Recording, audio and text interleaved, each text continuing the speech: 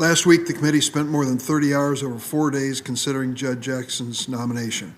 I described it as a trial by ordeal for the nominee, and I believe it was nothing less. I came away personally very impressed. It's clear why she has been reported out of this committee 3 times before with bipartisan support. We saw her qualifications and broad legal experience, her devotion to her family, her country, and the rule of law. We saw her commitment to liberty, justice, and the Constitution, a Constitution that should work for all Americans. And then there is the issue of temperament. The majority of members on both sides, the majority, were fair and respectful. Unfortunately, in the words of one Republican member of the committee, there were examples of a word I had not heard before, quote, jackassery, close quote, and playing to the social media and the cameras. But in the face of gross distortions of her record and repeated false attacks on her motives, Judge Jackson showed rock-steady grace and poise. She was, in short, a model for judicial temperament, a virtue which all of us in public life should aspire to. I want to briefly address 2 or 3 of the claims made by her opposition last week. First, a number of my Republican colleagues suggested she just doesn't have a judicial philosophy. Well, respectfully, that's just not true. But to find that philosophy, it's not going to be a declaration of a label. You have to take the time to read any or all of the 578 written opinions which she'd issued and 12,000 pages of committee testimony before the Sentencing Committee. My Republican colleagues should keep in mind that they have supported many of President Trump's nominees who also declined labels when it came to judicial philosophies. Judge Jackson's philosophy may not be described by a catchword, but it reflects the real, proper role of a judge in America.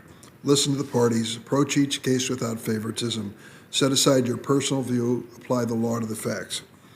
Second, some Republicans suggested that Judge Jackson is just not acceptable in any way because she won't weigh in on the issue of packing the court. Senator McConnell said exactly that on the floor last Thursday. Came to the floor and said, I just can't consider her. The first thing he said, she wouldn't answer that question.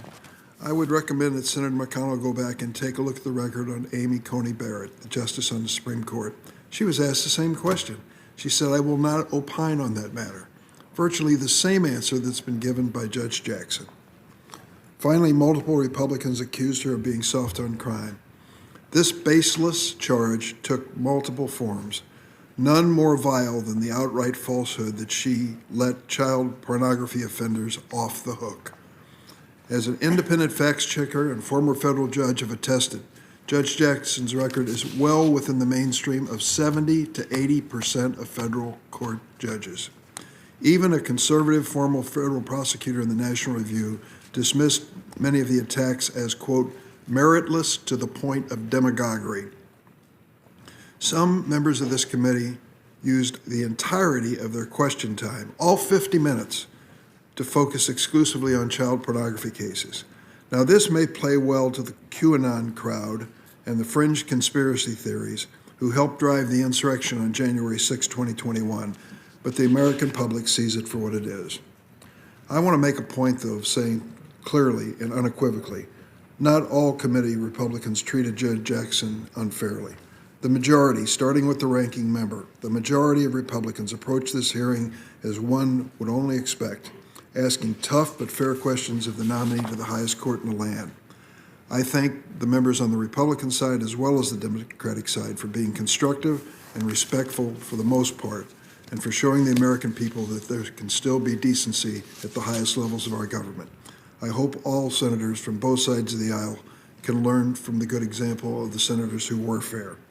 Given that all that we heard, it's no surprise that Judge Jackson enjoys broad and deep support, including from law enforcement, organizations, conservative lawyers, and judges. These voices across the political and ideological spectrum know that, as we know, Judge Jackson embodies all the qualities one expects to be appointed to the highest court in the land. I will speak more on Judge Jackson, of course, next week markup when we hopefully vote her out of the committee. But in the meantime, I want to quote with a statement from her opening statement, which struck me. She referred to the first African-American woman to serve as a federal judge, Judge Constance Baker Motley. Judge Jackson said, and I quote, "Like Judge Motley, I've dedicated my career to ensuring that the words engraved on the front of the Supreme Court building, equal justice under the law, are a reality and not just an ideal. I can think of no more important quality in a Supreme Court nomination than the dedication to equal justice. Judge Jackson shows precisely why such definition fits her, and I hope that it is demonstrated in the committee's meeting next week.